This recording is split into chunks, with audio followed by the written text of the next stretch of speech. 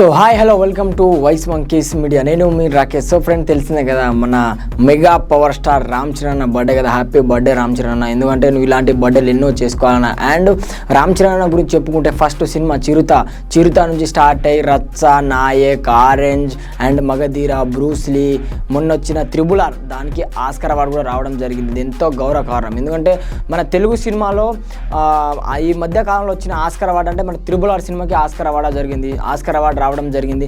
And ఇంకొకటి మన రామ్ చరణ్ గురించి చెప్పుకుంటే ఆయన యాక్టింగ్, ఆయన అంటే కొందరు అంటే వాళ్ళ ఫాదర్ మెగాస్టారు, బాబాయ్ పవర్ స్టారు, అంటే అంత పెద్ద బ్యాక్గ్రౌండ్ ఉన్నా కూడా ఏమి లేనట్టుగా సాధారణ వ్యక్తి లెక్క ఉంటాడు.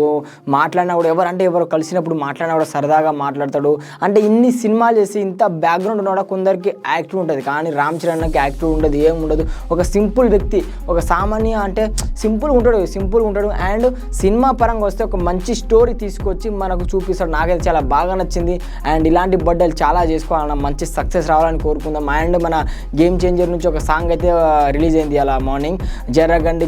ఆ సాంగ్ అయితే వేరే లెవెల్ ఉంది. ప్రభుదేవ గారు మన కొరియోగ్రాఫర్ అసలు సాంగ్ జరగండి అసలు అట్లానే చూసుకుంటారు. నేనైతే 3 సార్లు చూసిన, చాలా సూపర్ ఉంది.